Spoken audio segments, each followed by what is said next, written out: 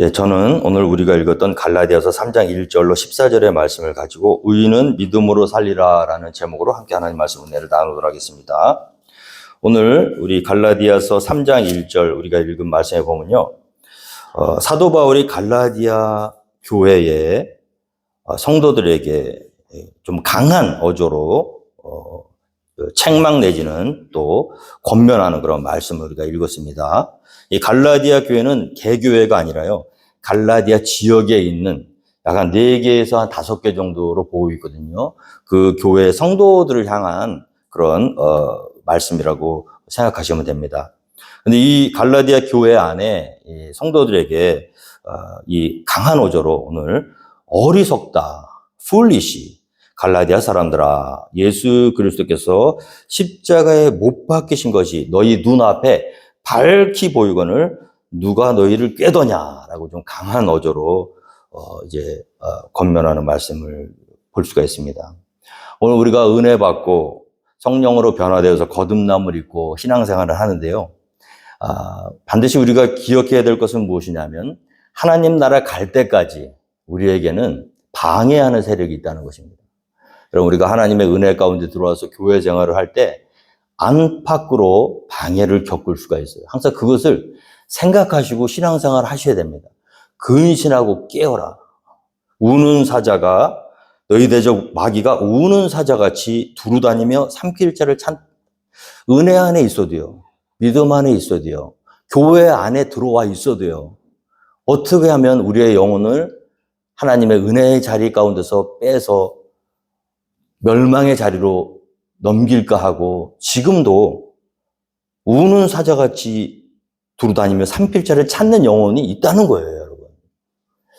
그래서 위기의식을 느끼셔야 됩니다. 편안한 삶이 아니에요. 하늘나라 갈 때까지는 우리에게 남겨지는 것은 뭐냐면 하루하루가 매일매일이 매 시간이 영적 싸움이에요. 치열한 분투의 싸움이 기다리고 있는 거예요. 나는 싸우고 싶지 않아도요. 우리 대적 마귀가 가만히 두지를 않아요. 나는 평화를 원해도요. 평화롭게 살지를 못하게 합니다. 이것이 외부적으로는 핍박으로 다가올 수도 있지만요. 교회 안에 깊숙한 곳에 우리의 진리 되신 하나님의 말씀에서 벗어나게 해서 하나님의 은혜의 자리에 진리의 자리를 떠나도록 우리를 미혹하는 영이 있다는 거예요. 오늘 초대교회부터 이미 심각하게 교회 안에 깊숙이 침투해서 우리에게 있는 자유, 진리로 말미암아 얻게 된 기쁨과 자유를 빼앗아 가려는 악한 영이 활동했다는 거예요. 그 영은 아쉽지만 예수 그리스도가 십자가에 못 박혀 죽으실 때 이미 멸망했지만 그러나 주님이 다시 올 때까지는 그 잔존 세력이 남아서요. 지금 이 시간에도 우리의 영혼, 한 성도의 영혼, 한 하나님의 자녀들의 영혼을 어떻게 하든지 미혹해서 은혜의 자리를 벗어나게 하는 그런 역할을 지금도 하고 있다는 거예요. 그래서 우리 주님께서 우리를 세상에 보내신 게 뭐죠? 내가 세상에 너희를 보내면 양을 이리 가운데 보낸 것 같다. 우리 지금 이리 가운데 살고 있는 거예요. 막 싸납게 이리가 다가오면요. 그러면 우리가 경계합니다. 딱 힘을 합쳐서 스크랩을 짜고 컨센트레이트 하고 우리끼리 똘똘 뭉쳐서 그런데 그렇게 외부적인 핍박이 오는 경우도 있지만 많은 경우에는요. 이리가 양의 탈을 쓰고 있다는 거예요. 구분이 안 된다는 거예요. 믿음의 얘기를 합니다. 성경 얘기를 하고 하나님 얘기를 해요. 그런데 그 안에 진리가 없어요. 거짓된 영이에요. 그래서 나도 모르는 사이에 그 영에게 이끌려서 믿음을 잃어버리고 저주로 떨어지게 만드는 영들이 있다는 거예요. 그래서 우리가 영 분별해야 될 줄로 믿습니다. 영을 다 믿으시면 안 돼요. 순진하시면 안 돼요. 순진한 것과 순수한 것은 다른 얘기예요. 너희는 뱀같이 지혜로우라 그랬어요. 비둘기처럼 순결하기도 하지만 뱀을 이기기 위해서는 뱀의 간교한 그런 계략을 우리가 알아야 되는 거예요. 그건 순진한 게 아니라 순수한 영혼으로 하나님 주신 지혜로 똑똑히 분별해야 될 줄로 믿습니다. 그 분별의 기준이 뭐냐면 예수님이에요. 오늘 그래서 우리가요. 한 개인의 성도의 삶에 이거 하나 딱 기억하시면 돼요. 어리석도다. 갈라디아 사람들아. 예수 그리스도께서 십자가에 못 박히신 것이 너희 눈에 밝히 보이거늘 누가 너희를 꾀더냐. 할렐루야. 여러분, 우리가 언제 시험에 빠지냐면요, 우리의 눈에 십자가에 달리신 예수님이 안 보일 때 미혹에 빠지는 거예요. 교회에 오시면 누가 보여야 될까요? 목사님 보이면 안 됩니다. 이 목사, 왜 여러분들 목회자 때문에 많이 넘어지는 줄 알아요? 다 대부분이 목회자 때문에 넘어져요. 여러분. 우리가 바라봐야 될 것은 온전케 하시는 예수. 할렐루야. 변함이 없으시고 신실하시고 아무 흠도 죄도 없는 영원하신 찬양받고 예배받고 경배받으시기 합당한 예수. 우리를 위해서 십자가에 달려 몸버려 피 흘려 죽으신 그 예수가 보여야 여러분 신앙생활을 이길 수가 있는 거예요. 시험을 이길 수가 있는 거예요. 그 자리에 예수님 대신에 다른 사람이 보이면요, 그 사람 때문에 넘어지는 거예요. 저는 지금까지 짧은 목회를 하면서 많은 성도님들이 시험을 당하는 걸 너무나도 많이 봤습니다. 하나같이 공통점이 뭐냐면 사람 때문이에요. 한 번도 예수님 때문에, 십자가에 달리신 예수님 때문에 교회를 옮기는 사람을 못 봤어요. 예수님이 우리의 마음 가운데 중심에 있어야 되는데 그 예수님 대신에 다른 사람이 있으니까 마귀는 신나죠. 어리석도다 갈라디아 사람들아. 예수 그리스도께서 십자가에 못 박히신 것이 너희 눈에 밝히 보이거늘 누가 너희를 꾀더냐. 오늘 여러분 가운데 시험이 찾아오고요, 갈등이 찾아오고요, 관계의 어려움 가운데 신앙생활에 흔들림이 있다면 초점을 다시 맞춰야 될 줄 믿습니다. 예수님 바라보셔야 돼요. 그래야 살아요. 사람들은요, 언제든지 넘어지게 만드는 걸림돌밖에 안 돼요. 그러나 예수님, 우리가 그 예수님을 놓쳤을 때 넘어지는 거예요. 근데 지금 마귀는요, 어떻게 하든지 우리의 눈에서, 우리 시야에서 그 예수님을 없애려고 여러 가지. 예수면 다냐는 거죠. 꼭 예수만 그렇게 얘기해야 되냐니. 그 갈라디아 교회에 율법적인 믿음이 다시 들어오면서 예수만 가지고는 부족하다는 거예요. 자, 오늘 말씀에 보면요, 내가 너희에게서 다만 이것을 알려 하노니 너희가 성령을 받은 것이 율법의 행위로냐 혹은 듣고 믿음으로냐. 너희가 이같이 어리석으냐. 성령으로 시작하였다가 이제는 육체로 마치겠느냐. 너희가 이같이 많은 괴로움을 헛되이 받았느냐. 과연 헛되냐. 너희에게 성령을 주시고 너희 가운데서 능력을 행하시는 이의 일이 율법의 행위에서냐 혹은 듣고 믿음에서냐. 여러분, 믿음 생활, 신앙 생활은요, 능력이 있습니다. 믿으십니까? 율법의 신앙 생활은요, 능력이 없어요. 보기에는 좋아요. 그리고 어느 정도 만족감도 있어요. 외적인 신앙 생활을, 종교 생활을, 거룩한 생활을 하면요, 무엇보다도 나 자신에 대한 프라우드가 생깁니다. 그리고 거짓된 안정감에 빠져요.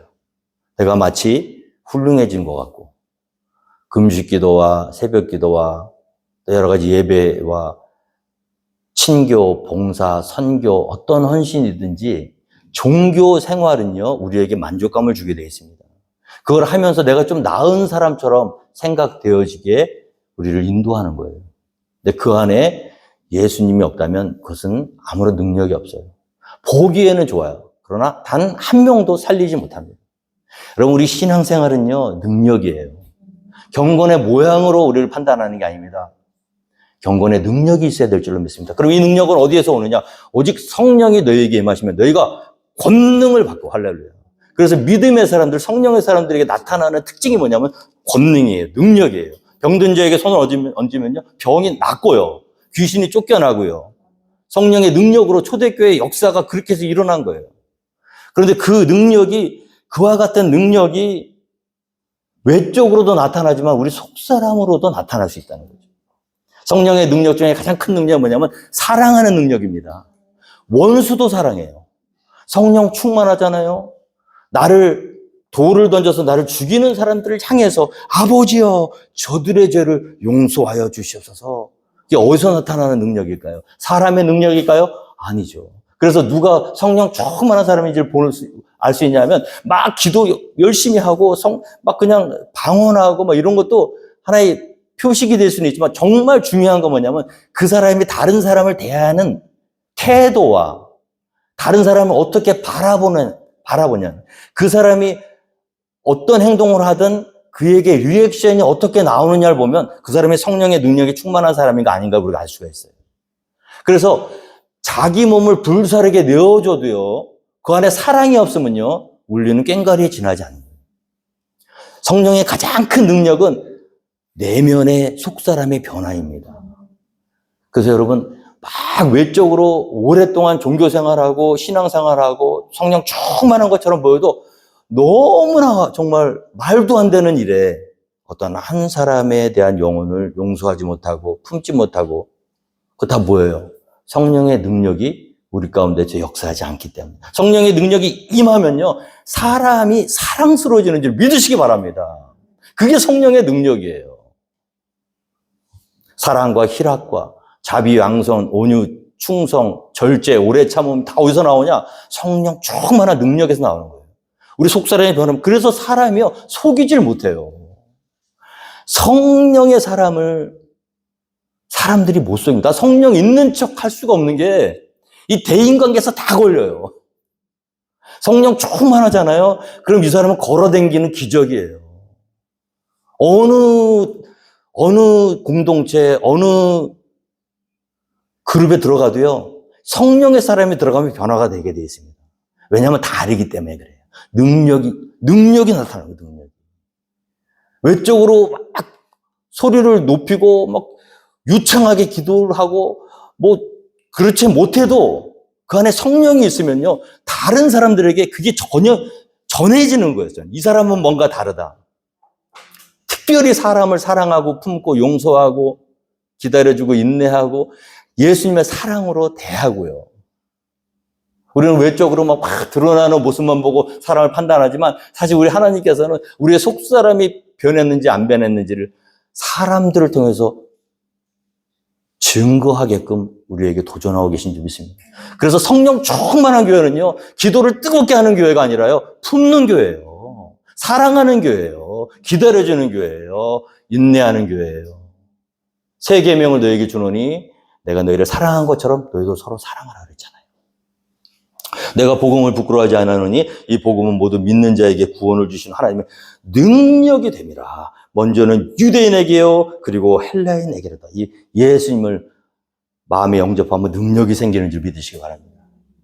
율법적으로 신앙생활하면 재미 하나도 없어요. 힘들기만 하지. 근데 성령을 받잖아요. 성령으로 신앙생활 하잖아요. 재밌어요. 오늘 성령을 어떻게 받으셨습니까? 예배를 열심히 참석해서 받았나요? 열심히 봉사하고 헌신하고 열심히 종교생활에서 받았나요? 아니잖아요. 은혜로 받은 거잖아요. 마틴 루터가요, 성령 받기 전에요, 그 마음속에 하나님의 의를 갈구하는 마음이 있었습니다. 그런데 마음은 원이로되 육신이 따라주지 못하는 거예요. 그래서 언제나 돌아보면요, 그렇게 열심히 수도원에서 신앙생활을 하는데도 불구하고 시간마다 때마다 죄를 짓고 넘어지는 자기의 모습이 너무 괴로워서 그 괴로운 생각이 들면 보통 사람들은 그냥 그러려냐고 넘어가는데 이 하나님을 향한 열심이 특별했던 마틴 루터는 넘어가지 못하는 거예요. 우리 중에도 그런 사람들이 있습니다. 그래서 이 사람의 열심은 어떤 열심이냐, 그 죄가 사라질 때까지 회개하면서 하나님 앞에 통곡하고 눈물로 기도하는 거였어요. 그래서 그 성전 계단에, 이거 돌계단이라고 그러죠. 그 돌계단을 맨 무릎으로 올라갔다 내려갔다 하면서 자기의 죄를 회개하고. 근데 문제는 뭐냐면 그렇게 회개하고 할 때는 씻긴 것 같다가 돌아서면 또 어떻게 해요? 마음속에 하나님이 기뻐하시지 않는 생각과 또 말로, 관계로 죄를 짓고 너무나 지친 거예요. 너무나 힘든 거예요. 오늘 우리가 성령 없이 하나님을 사랑하고 하나님의 뜻을 한번 이뤄보려고 하면 결과는 항상 이렇습니다. 이게 정상인 거예요. 근데 여러분 참 안타까운 게 뭐냐면 성령도 아직 안 받았고, 그리고 그런 괴로움도 없는 사람이 교회에 너무 많아. 둘 중에 하나는 있어야 되는 거예요. 성령으로 변화되어서 자유함을 누리든지, 아니면 아직 성령 받지 못했지만 하나님을 사랑하기 때문에 이 마음이 괴로운 상태에서 열심히 종교 생활하는 그 괴로움이 있어야 정상이거든요. 근데 그 둘 다 없는 사람들이 교회에 너무 많아. 아예 관심조차 없는 거예요. 그냥 하나의 그 커뮤니티로 교회를 들락날락한 사람이 그렇게 많다는 거예요. 어떤 단체에서, 기독교 단체에서 갤럽 조사를 했는데, 교회 안에 예수 그리스도가 자기의 구세주로 고백하는 참 신자가 10%밖에 안 돼요. 그리고 나머지 10%는요, 아예 믿을 생각조차 없고 믿지도 않는 그런 사람들이, 나머지 80%는 뭐냐면요, 중간이래요. 자, 그런 사람들이 교회 안에 너무 많다는 거예요. 오늘 보세요. 성령이 귀하다는 것을 알기 위해서는요, 성령 없이 종교 생활을 해봐야 됩니다. 그때 그 왔던 절망감, 좌절감, 돌아서면 좌절이요. 아무리 노력해도 하나님의 영광에 이르지 못하는 자기 자신의 그 한계를 철저하게 깨닫고 부서지고 망가진 채로 절망과 신음 속에서 좌절해 본 사람이 성령 받았을 때, 와! 할렐루야. 이건 신세계다. 전혀 다른 세계다. 내가 노력하고 내가 열심을 내었던 그 세계와는 전혀 다른 하나님의 능력이 있구나. 할렐루야. 갈라디아 사람들이요, 그와 같은 과정을 거쳤단 말이에요, 지금. 거쳤으면 이제는 그대로 가면 되잖아요. 근데 어떻게 해요?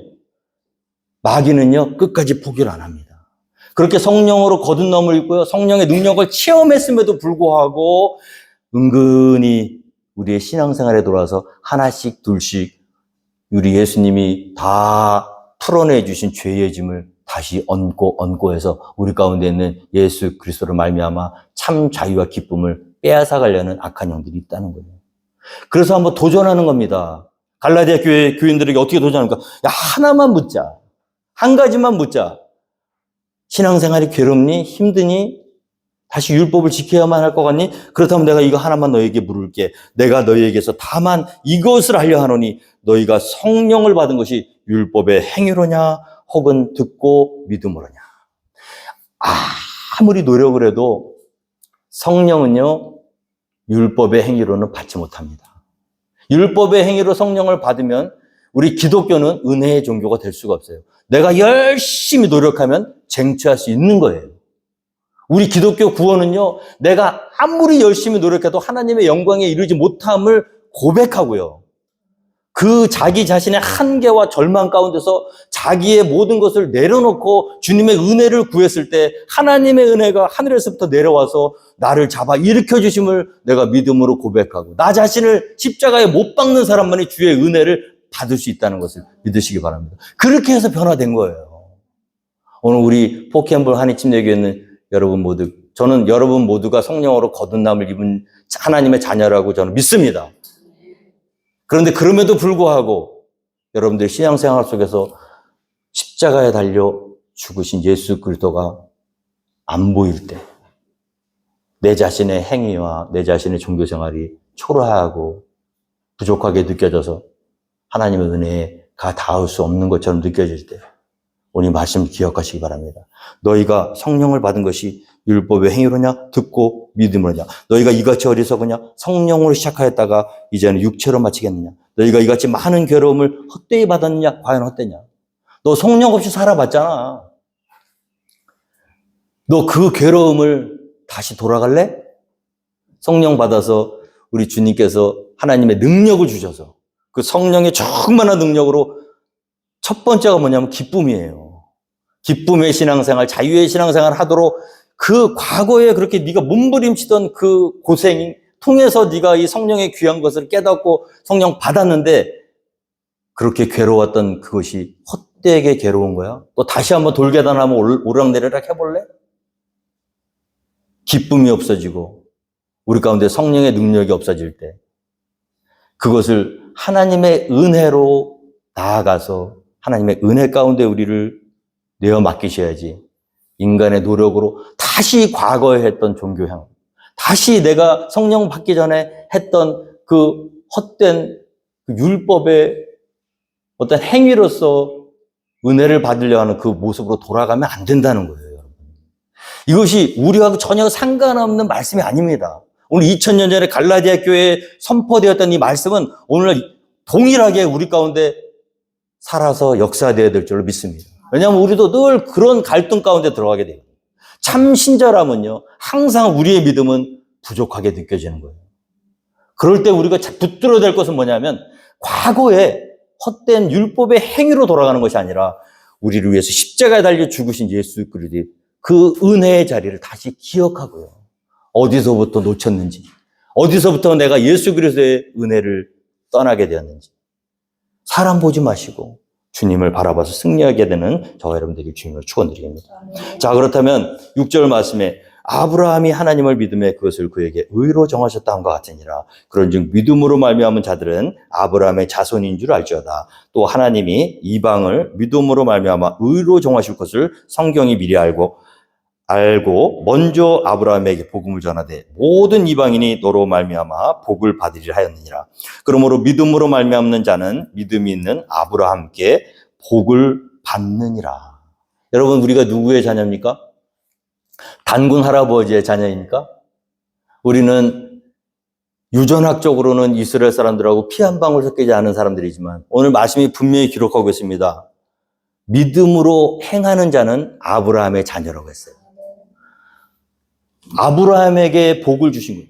아브라함을 부르셔서 내가 내게 큰 복을 주고 세상 모든 민족에 너로 말미암아 복을 받는 복의 근원으로 삼겠다고 말씀하셨을 때는 아브라함을 통해서 모든 민족이 하나님 앞에 복을 받게 하는 그런 복의 근원으로 만드시겠다는 거예요. 한국 사람이든 미국 사람이든 어떤 사람이든 상관없습니다. 아브라함이 가졌던 믿음만 가지면 우리는 아브라함의 자손인 줄 믿으시기 바랍니다. 그럼 아브라함이 가졌던 믿음은 무엇인가? 오늘 말씀해 보니까 아브라함이 하나님을 믿음에 그것을 그에게 의로 정하셨대요. 아브라함이요, 하나님께 부름받기 전에 어떤 사람이었는지 우리 기록되어 있지 않아요. 그러나 그가 살고 있던 땅은 갈대아 우르였던 땅이에요. 그 당시에 가장 번화했던 땅이에요. 그곳에서 다른 사람들과 함께 더불어 살고 있던 아브라함에게 하나님이 특별히 너는 내 본토 친척 아비의 집을 떠나 내가 내게 지시할 땅으로 가라고 말씀을 하셨다는 거죠. 근데 아브라함이 했던 반응이 무엇이냐면 그게 바로 믿음이라는 거예요. 어떤 반응을 했는가? 오늘 히브리서 11장 8절을 보면요, 믿음으로 아브라함은 부르심을 받았을 때 순종하여, 할렐루야, 장래에 유업으로 받을 땅에 나아갈세. 하나님의 말씀이 들리잖아요. 그러면 내가 지금까지 살아왔던 모든 그 삶의 터전을 뒤로 하고 하나님의 약속을 땅으로 가라고 했던 그 말씀이 들릴 때에 아브라함은 거절하지 않았다는 거예요. 오늘 우리에게 있는 믿음을 요구하시는 믿음은 뭐냐면 하나님의 말씀이 들릴 때 순종하는 믿음인 줄 믿으시기 바랍니다. 그런데 이것이 쉬운 것 같아도 사실 쉽지가 않아요. 왜 그러냐면요, 오늘날에도 우리가 이사 한 번 가려면 어떻죠? 엄청나게 많이 준비를 해야 돼요. 가는 장소도 알아봐야 되고요. 가서 무엇을 하며 살 것인지도 알아봐야 되고요. 여러 가지 힘듭니다. 그런데 그 당시에는 더 했겠죠. 근데 아무 대책이 없이, 아무런 계획이 없이 그냥 하나님 말씀 딸랑 그 말씀 하나만 의지하고 네가 네 본토 친척 아비의 집을 떠나서 내가 내게 지시할 땅으로 가면 내가 너를 큰 민족을 이루게 하고 내가 너와 함께 하리라, 이렇게 약속하신 그 말씀 한마디만 믿고요, 아브라함이 어떻게 했죠?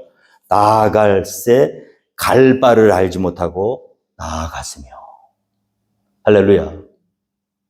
오늘 우리 인간은요, 죄악으로 타락한 인간은요, 내 힘으로 살 수 있을 거라고 생각을 해요. 하나님이 없어도 내가 열심히 내 인생을 개척하고 계획해서 살아갈 수 있을 거라고 생각하면서 살아가는 것이 죄악으로 타락한 인간들입니다. 근데 아브라함은요, 좀 달랐어요. 하나님의 말씀이 들릴 때에 자기가 살아왔던 삶의 터전, 자기 지금까지 살아왔던 경험, 자기의 삶을 모든 것을 뒤로 하고 그 사람들이 보기에는 어리석어 보이고 말도 안 되는 것처럼 보이는 그 하나님의 약속의 말씀 하나를 붙들고 갈 바를 알지 못하고 나아갔다는 거예요. 무모하죠. 어리석어 보이죠. 근데 하나님이 원하시고 기뻐하시는 건 뭐예요? 바로 그와 같은 믿음이라는 거예요. 오늘도 우리의 삶 가운데서 하나님이 우리에게 받으시길 원하는 우리의 믿음은 어떤 종류의 믿음인가? 하나님의 말씀이 들릴 때 순종하는 믿음인 줄 믿으시기 바랍니다. 이 하나님의 말씀이 들릴 때 이것저것 따지면 절대로 순종하지 못해요. 오늘 복음이 들릴 때 어떤 사람이 하나님의 말씀의 복음을 듣고 성령을 받고 능력 있는 삶을 살 수 있느냐? 오늘 예수님께서 제자들 70명을 파송하시고 선교복으로 받을 때 다시 돌아와서 선교복을 받으니까 이런 결론이 나옵니다. 누가복음 10장 21절에 아버지여 이것을 지혜롭고 슬기 있는 자들에게는 숨기시고 어린아이들에게는 나타내심을 감사하나이다. 옳소이다. 이렇게 된 것이 아버지의 뜻이니이다. 저는 짧은 목회를 하면서 제가 한 가지 깨달은 게 있습니다. 여러분 어떤 사람이 복 받는 줄 아세요? 어떤 사람이 우리가 다 같이 예배 드리잖아요. 지금 다 같이 하나님 말씀 듣잖아요. 다 같이 하나님 사랑하고 기뻐하잖아요. 근데 복 받는 사람들은요 따로 있어요. 여러분 그걸 아셔야 돼. 다 같이 예배 드리고 함께 말씀 듣는다고 다 잘 되고 성공하는 게 아니더라고요. 어떤 사람이 하나님이 정말 특별하게 사랑하시고요 복을 왕창 쏟아부으시냐? 어린아이 같은 사람들입니다. 어리석으셔야 돼요. 너무 머리가 좋잖아요? 신앙생활하기 어려워요. 이것저것 따지기 시작하잖아요? 앞뒤 재잖아요? 절대로 하나님의 약속의 말씀에 순종의 자리까지 못 나갑니다. 나갈 때는 어린아이가 어린아이가 아버지를 신뢰하는 것처럼 아무 생각 없이 그냥 말씀하셨으니까 가는 거야, 그냥. 무식해 보이고 미련해 보여도요. 그와 같은 사람을 하나님 기뻐하시는 거예요. 아브라함이 하나님께 사랑을 받고 하나님께 복을 받은 이유는 다른 게 아닙니다. 머리가 좋아서도 아니고 잘 살아서도 아니에요. 어린아이처럼 말씀을 들을 때 갈 바를 알지 못하고 아마 아브라함의 부유는 말렸겠지. 당신 지금 제정신이야? 아니 지금 거기 가서 어딘 줄 알고 가려고 그래. 누가 있는지 알고 어떻게 이 가족들 다 그냥 굶어 죽일 거야? 제가 미국 올 때 아무 대책 없이 왔어요. 7,000불, 그 당시 2002년도에 7,000불이 제 전 재산이었습니다. 와서 차 사고 어쩌니까 석 달이니까 없어지더라고요. 그때부터 제가 일을 하기 시작했어요. 제 사랑하는 아내와 태어난 지 일주일 된 큰딸 놓고 7,000불 딸랑 들고 미국 왔어요. 참 용감하죠? 영어는 그때나 지금이나 제 실력은 똑같아요. 내가 할 말은 하는데 알아듣질 못해. 근데 그때 제가 참 욕 많이 먹었어요. 제정신이냐? 특히 우리 사랑하는 우리 대책이 없지 않냐? 시간이 지나놓고 보니까요. 믿음이라는 게 그렇더라고요. 아브라함이 하나님의 말씀을 듣고 움직였잖아요. 그의 삶을 돌아보면 다 성공했느냐? 아니에요. 하나님은요, 믿음으로 순종하는 사람들에게 함께 하시는지 믿으시기 바랍니다. 그가 실수를 하면요, 자, 하나님을 믿고 그 하나님을 말씀을 신뢰하고 믿고 하나님이 행하는 대로 했지만 실수가 없느냐? 실수 있어요. 많은 실수를 했습니다. 애굽에도 2번이나 내려갔다 왔고요. 하나님의 말씀을 믿지 못하고 기근 들어 죽으러 갈 때 피난도 갔고요. 100세까지 기다려야 되는데 87세에 그 그두라를 통해서 하가를 통해서 또 이스마엘을 낳고요. 실수투성이에요. 근데 보세요. 참 하나님께 어린아이처럼 하나님의 말씀을 듣고 순종해서 반응해서 그 말씀을 따라간 사람은요. 하나님이 책임지십니다. 믿으십니까? 우리가 잘나서 여기까지 온 게 아니에요. 우리가 똑똑해서 지혜로워서 강해서 여기까지 온 게 아니에요. 나는 하나님의 말씀을 신뢰한 것밖에 없어. 그런데 하나님이 그 신뢰, 능력은 없는데 하나님의 말씀에 순종하겠노라고 결단하고 발을 띄는 게 중요한 거예요. 발을 띄고 실수 안 한다는 얘기 안 하셔요. 많은 실수가 있지만 하나님이 지켜주십니다. 우리가 해야 될 건 뭐예요? 믿음으로 고백하는 거예요. 내가 그 일을 어떻게 합니까가 아니라 하나님 하겠습니다. 그리고 하나님 말씀을 들을 때 그 말씀을 띄고 말씀을 붙들고 나아가는 사람, 그런 사람이 복 받는 거예요. 저는 오늘 이 아침에 주님의 이름으로 축원드립니다. 아브라함이 되세요. 어린아이들이 되세요. 지혜롭고 슬기로운 자가 되지 마시고 아이들처럼 순수한 믿음으로 하나님의 말씀을 붙드시는 자가 되기를 주님으로 축원드리겠습니다. 자, 그와 같은 사람들에게 우리 하나님께서 계속해서 말씀하시죠. 자, 무릇 율법 행위에 속한 자들은 저주 아래에 있나니 기록된 바 누구든지 율법책에 기록된 대로 모든 일을 항상 행하지 아니하는 자는 저주 아래에 있는 자라 했습니다. 또 하나님 앞에서 아무도 율법으로 말미암아 의롭게 되지 못할 것이 분명하니 이는 의인은 믿음으로 살리라 하였습니다. 율법은 믿음에서 난 것이 아니니 율법을 행하는 자는 그 가운데서 살리라 하였느니라. 그리스도께서 우리를 위하여 저주를 받은 바 되사 율법의 저주에서 우리를 속량하셨으니 기록된 바 나무에 달린 자마다 저주 아래에 있는 자라 하였습니다. 율법으로 돌아가지 마세요. 자기 열심으로 돌아가지 마세요. 그러면 우리가 무엇을 잃게 되냐면요, 가장 먼저 잃는 게 신앙생활의 기쁨입니다. 저는 요즘 너무나 행복한 게 뭐냐면 우리 새벽 기도가 부흥했어요. 금요 기도에는 지금도 힘듭니다. 정말 어려워요. 방해가 많아요. 여러분들 한번 결단하시고 금요일 날도 시간 되시면 나오셔서 기도하시는 여러분들에게 주님을 축원드립니다. 그런 사람들이 복을 받는 거예요. 새벽에는요, 많은 분들이 오셔서 기도해요. 제가 새벽 기도하시는 분들한테 늘 강조하는 게 있습니다.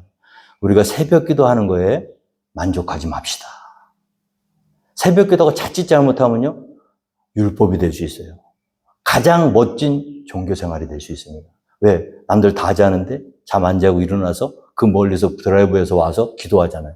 그럼 어때요? 상대적으로 뿌듯하거든. 하나님 앞에서 뭔가 이루어진 것 같고 또 뭔가 하나님께 요구하고 바라는 게 있어서 새벽에 나와서 기도하면 하나님 다 들어주실 것 같고. 여러분, 그래서 우리가 신앙생활하게 되면 그게 바로 율법적인 행위예요. 그럼 왜 하느냐? 기쁨 때문에 하는 겁니다, 여러분. 여러분, 오늘 주일날 우리가 예배당에 모여서 하나님 찬양하고 예배하고 말씀 듣고 봉사하고 충성하고 헌신하는 거 다 뭐 때문에 해요? 안 하면 하나님의 자녀인데 주일날 예배도 안 드리면 찝찝해서 해. 그러니까 드린다. 그거는 율법적 행위죠. 그럼 왜 하느냐? 기쁜 거예요. 여러분, 하다못해 인간과 인간의 사이 속에서도요, 관계 속에서도요, 만나면 기쁜 사람이 있어요, 없어요? 만나고 싶은 사람이 있어요, 없어요? 기다려지는 만남이 있습니까, 없습니까? 그 사람 만나면 어떻죠? 즐겁죠, 기쁘죠, 감사하죠. 저는 미국에서 생활하면서 부모, 형제, 친척 다 한국에 있기 때문에 외로워요. 근데 이 주일날이 왜 이렇게 좋은가 했더니 주일날이 하나님 만나는 것도 좋지만 물론 그것이 퍼스트겠죠. 두 번째는 뭐냐면 여러분들 얼굴 하나하나 다 보고. 할렐루야. 여러분들은 제 얼굴 보면 아우, 저 목사님 또. 그 교회를 뭐하러 와요? 그럼 만나면 서로 기쁘고 반갑고 즐거워야 이게 사람 사는 거 아니겠습니까? 우리 하나님도요. 아유, 하나님이 또 주일 됐는데 왜 이렇게 빨리 가는 거야? 안 갈 수는 없고, 아유, 일을 악물고 억지로 저기 나와서 하면 하나님도 기쁘시겠냐고요. 부담되시지. 새벽도 마찬가지입니다. 새벽이에요. 눈곱 띄고 막 멀리서 자동차 타고 와가지고, 아유, 새벽기도 누가 만들어가지고 그냥, 한국 교회는 진짜 미국 교회 하지도 않던 거 왜 새벽기도 만들어서 이게 무슨, 이러면서 새벽에 나오면 하나님이 기쁘시겠어요? 얘야, 제발 부탁인데 너 좀 안 나왔으면 좋겠다. 집에서 좀 하면 안 되겠니? 왜 여기까지 나와서 나를 이렇게 부담스럽게. 말라기서에서 보면요. 제발 누가 나를 위해서 예배당 문을 닫아줄 자가 있으면 좋겠다고 그러셨어요, 여러분. 오늘 우리가 율법의 행위로 돌아간다는 게 이런 겁니다. 저주 가운데 사랑의 관계, 은혜의 관계, 기쁨의 관계가 아니라 해야 되니까. 안 하면 혼나니까, 죽으니까. 여러분, 우리가 예수 그리스도 안에 있는 사람의 가장 큰 특징은 뭐냐면 기쁨이에요, 여러분. 성령 안에 있는 사람의 특징이 뭐냐면 기쁨입니다. 여러분, 교회 나오셔서 아무것도 안 하셔도 돼요. 정말이에요. 여러분들이 뭔가 해야 되기 때문에 교회 나오는 게 부담된다 그러면 오늘부터 제가 권면드립니다. 그 마음이 회복될 때까지는 아무것도 하지 마세요. 그냥 나오셔서 예배만 드리고 식사만 하시고 그리고 돌아가셔도 돼요. 다음 주부터 또 아무도 또 안 오시면 안 되니까 또 저는 믿습니다. 여러분들의 믿음이 그렇게 연약한 분들이 아니라는 걸 믿고 내가 선포합니다. 근데 진짜예요, 여러분. 신앙생활에서 기쁨이 잃잖아요. 그게 바로 마귀가 노리는 겁니다. 갈라디아 교회, 초대교회 그와 같은 식으로 교회를 어렵게 했어요. 그리고 그 시험은요, 지금도 우리 가운데 있어요. 그래서 교회를 나오는 게 부담된다. 믿음 생활하고 예배드리고 하나님 앞에 나와서 찬양하고 기도하는 게 어떤 경우, 어떤 이유라도 그것이 부담되고 힘들면 우리는 좀 속고 있는 거예요. 저주 가운데 돌아간 거예요. 오늘 이사야서 24장 4절 땅이 슬퍼하고 쇠잔하며 세계가 쇠약하고 쇠잔하며 세계 백성 중에 높은 자가 쇠약하며 땅이 또한 그 주민 아래서 더럽게 되었으니 이는 그들이 율법을 범하며 율례를 어기며 영원한 언약을 깨뜨렸습니다.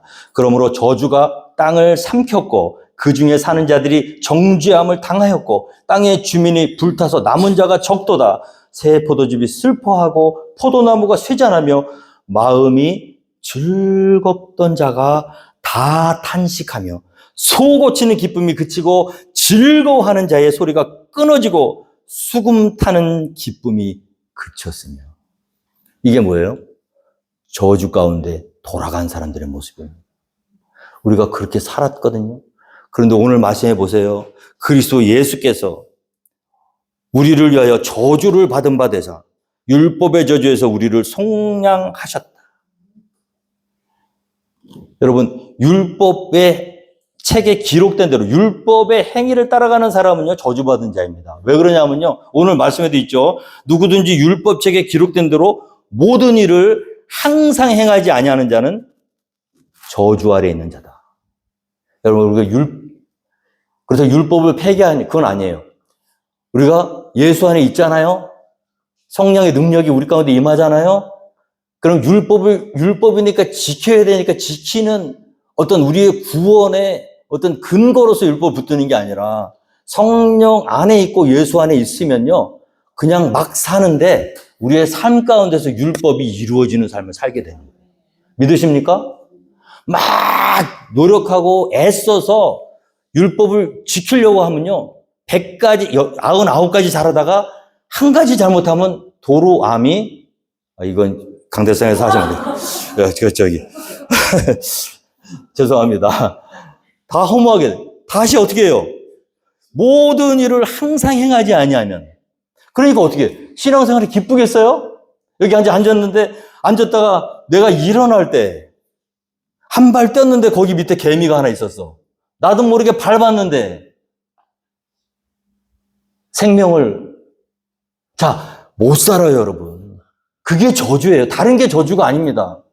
하나님이 우리에게 누리라고 주신 은혜, 기쁨의 삶, 하나님의 형상을 담고요, 땅에 충만하라, 생육하며 번성하라, 다른 것을 다 너에게 주노니 네가 관리해라, 누려라, 즐겨라. 눈만 뜨면 아름다운 세계가 있고요, 날마다 새가 와서 아침에 새소리가 지저귀고, 오늘 우리 집사님이 찬양하신 것처럼 아침 햇살이 쫙 비칠 때 그 탁자에 앉아서 커피 한 잔, 커피 향을 마시면서 하면서 하나님 감사합니다. 하나님, 그렇게 사는 게 하나님의 뜻이에요. 우리가 그렇게 살아가는 게. 근데 율법에 묶인 자는요, 그렇게 못 살아요. 왜? 한순간만 방심하면 지옥 가거든. 그래서 예수님이 오신 거예요. 네가 어떻게 살든 부족하게 살아도 네가 받아야 될 저주를 내가 받겠다. 오늘 말씀에 기록되어 있어요. 그리스도께서 우리를 위하여 저주를 받은 바 되사 율법의 저주에서 우리를 속량하셨으니 기록된 바 나무에 달린 자마다 저주 아래에 있는 자라 했다. 예수님 저주받으셨어요. 하나님은 그 외아들이 저주받는 걸 내어버려 주셨습니다. 왜요? 저와 여러분에게 뭘 주시기 위해서요? 자유와 기쁨을 주셔서 다시 그 죄와 사망의 종노릇하는 율법의 저주에 묶여서 하나님 주신 아름다운 삶을 누리지 못하고 그 율법의 저주로 돌아가서 살지 않고 진리 가운데서 자유와 기쁨을 누리며, 그래서 예배는 기뻐야 될 줄로 믿습니다. 신앙생활이 기뻐야 되는 거예요. 새 포도즙이 슬퍼하고 포도나무가 쇠잔하며 마음이 즐겁던 자가 다 탄식하고 소고 치는 기쁨이 소고가 저 북이거든요. 예배를 우리 홍지사님 참 잘 치시는데 너무 기쁨으로 잘 치시는데 이거 치긴 쳐야 되는데 기쁘지가 않은 거예요. 수금 타는 기쁨. 수금이 기타거든요. 우리 구집사님 기타 치는 그 기쁨이 그쳤어. 치긴 쳐야 되는데 기쁘지가 않아.